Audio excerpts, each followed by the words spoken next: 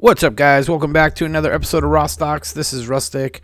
Today we're going to be taking a look at Tesla's chart. We're going to look at where price came from last week, where price ended on Friday, where price is likely to head into the next week, specifically tomorrow, but even further into the next week. Before we get started, don't forget to check out the description. There's a link to my Discord, Rawstocks, where we're giving away a 7-day free trial for premium membership. A lot of value in that. Premium membership is only $10 normally. You get the Rawstocks custom callouts. You get a premium chat channel. You get access to the book study that we're doing right now on Sundays. You get early access to the pregame show and other premium content that I release first to the Discord members, and then second to the general public, usually a day or two later. Also, there's a link to the Traders Helping Traders Discord, where I'm also very active. Also provide callouts and analysis on that Discord as well. Also, a lot of value in that premium membership if you're looking for something that's even more detailed than the Rawstocks Discord and content there. So let's jump into the charts. Going to be kind of a quick daily analysis today because I put out some other content for other, like I said, premium members earlier. And so we're just going to be looking at the 1 hour time frame because we're heading into a new week. We've had a lot of selling and we very well could be kind of coming up to the end of this sell cycle where we might see price bounce. We're just going to look at the daily time frame because also we see a lot of oftentimes, the accumulation, consolidation kind of stage early on in the week. It's the first trading week that we've had 5 full trading days. We kind of traded sideways-ish into the end of the week last week. So what am I expecting this week? Well, I'll show you a couple different possible scenarios. First one being, regardless of where we open, I'm looking for this wick here to get ran on. And I'm actually looking for price to kind of dump down. There's a fair value gap right here. There's also consequent encroachment of this order block right here. So I'm kind of looking for price to dump down to this like 230, 231, 232 area, right? It'd be a run on the stops there. From there, I think we're going to see price push back up, maybe all the way to this high, looking for price to go kind of like back into, like equilibrium of wherever our low carves out, maybe even all the way back into a premium range, where then we could potentially see further selling from that point, or we might even see new highs taken. But the fact that we've kind of come down here, we've seen a change of character, we've seen a break of structure, and we have this bullish order block that we haven't quite traded into. We did find, support at the end of the day, or on Friday in this 1 hour fair value gap here, but we also have another 1 hour fair value gap right here that we haven't traded back down into, and we have this order block that we haven't even come into as well, and then we have the sell side liquidity that rests in this low right here. So I'll label that off on my chart as well. So that's kind of what I'm looking for early on into the week. Now, it could go the opposite direction, right? And that early on in the week, Monday, Tuesday, Wednesday, if we set a low of the week, I do expect maybe we'll see some bounce up from that point. But we also might set a high of the week, take this high here, and then at that point, I'll be reassessing what happens. But really, again, even if we're going to reverse, I'm most likely to think that this wick low will get taken, will come out down into this order block, maybe all the way to consequent encroachment of that order block, and then from there, see that push higher. Now, if we get that push higher earlier, because we have kind of bottomed out on our RSI, if we get that push earlier, what am I looking for? I'm looking for this high right here, and we'll mark it off on our chart. If we break that high, there should be a fair value gap in here somewhere on the 1 hour time frame, on other time frames as well.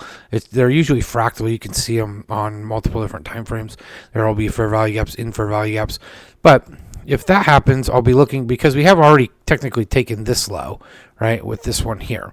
So if we do pop up, take this high, come back down, find some kind of support in a fair value gap, and take that high first, you can with pretty good confidence to say if we break this high, then we're likely to head back up into, this consolidation here, or target some of the fair value gaps in these 1 hour in these 1 hour candles, so it could come all the way like that. So let's just say, hypothetically, our bottom's already in. So where are we looking for price to go? We're looking for price at least to go back to 250. Then we got 253.58. Then we got 256.20. At that point, I do think that there's a optimal short entry right there inside of this optimal trade zone, and your stop loss would be back up at 265. And this would be a longer trade. This would not be a intraday trade, or even necessarily a weekly trade. This would be, a swing trade, 3 weeks, 4 weeks, 5 weeks, even longer, for your contracts if you're trading options. Now, it certainly could get there faster, but I'd feel more confident in it being a longer trade, and that's why you can put your stop loss up here. A $10 move on an intra-week contract, on trading a 1 hour time frame, that's going to burn up all your premium if we start to push up to that point and then don't correct back down for your contract to go in the money. So I'd feel more confident on a 1 hour chart for you guys to take this as a swing trade, longer term swing trade, not intra-week swing trade, if you were going to look at trading that. Now, I don't even know if we get back up here this week or not. Again, a lot of it's going to decide if we come back up, pop up, take this high here first, come down into a fair value gap, and then start to attack premium side where you'll find your short entry. Now, again, if that doesn't happen, what am I looking for? I'm looking for an open. I'm looking for a deliver on liquidity. At that point, right, I am looking to see if we have a bounce there.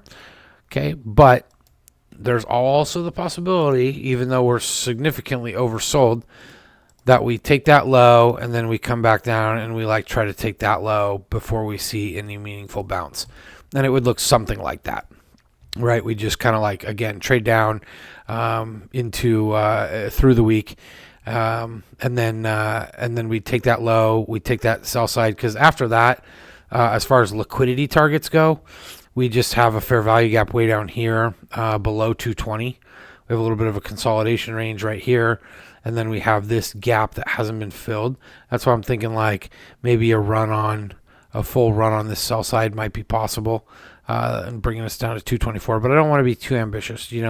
At the minimum, we deliver down here. We take that sell side. Then we find our reversal, right? And come back, take a high, change market structure. But until we see a market structure shift, it's bearish, right? We saw the market structure shift back here.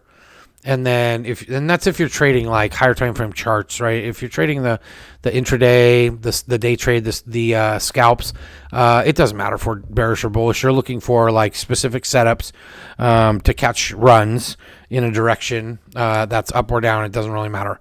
Those setups are there. I've showed many traders that you can, even when things look bearish, you can take a long, a call scalp and still make, $50, $100 per contract, 25%, even 50% on some moves, and still have a really nice trade, even when the direction is going against you on the longer, higher time frame.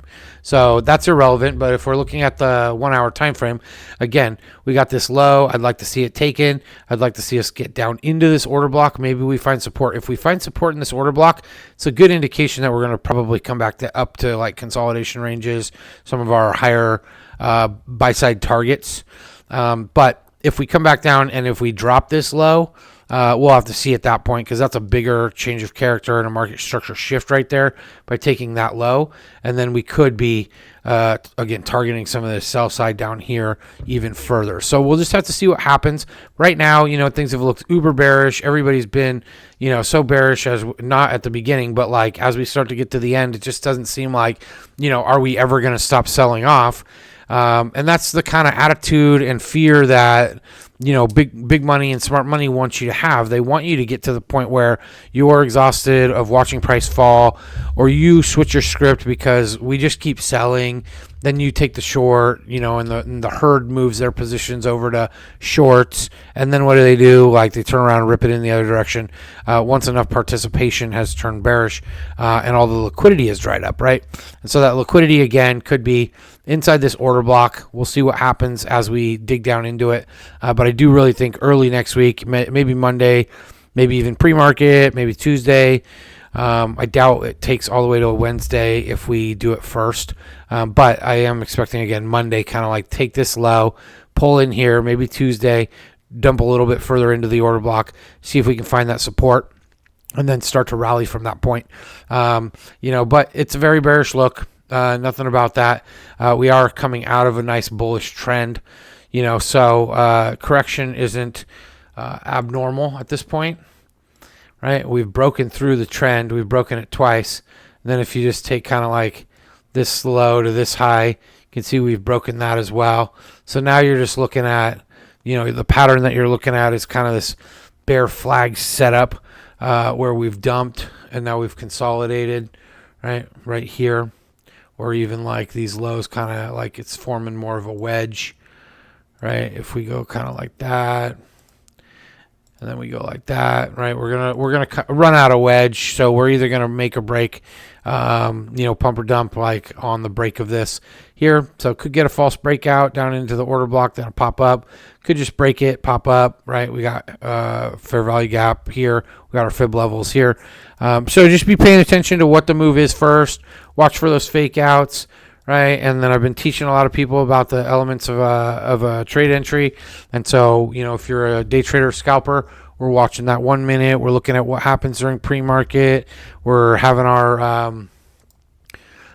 our targets already in place so that we know that if we run on sell side liquidity first, we know what our buy side targets are, right? And if we run on buy side liquidity first, we know what our sell side targets are. So hopefully this has been helpful for you guys. Really appreciate the support. Don't forget to like and subscribe, share with all your friends, and help us get to 500 subscribers. We're like not even 20 subscribers left to get to 500. At that point, I'm giving away a Rawstocks OG style t-shirt, tank top, or possibly the money printer t-shirt or tank top, or the advanced trader, smart money advanced trader t-shirt. So help me get to 500. We're almost there. We've been growing fast. Thanks to all you guys. Thanks for the love, the likes, the comments, the shares, all of it, helping get the Rawstocks name out there. And again, if you've listened this far, don't forget to jump on the Discord if you're not already on it. Take advantage of that 7-day free trial membership, and then we got codes right now, only 10 to sign up for the upgrade to a premium to get the call outs and all the other premium content. So we'll see you guys on the next one, and thanks again.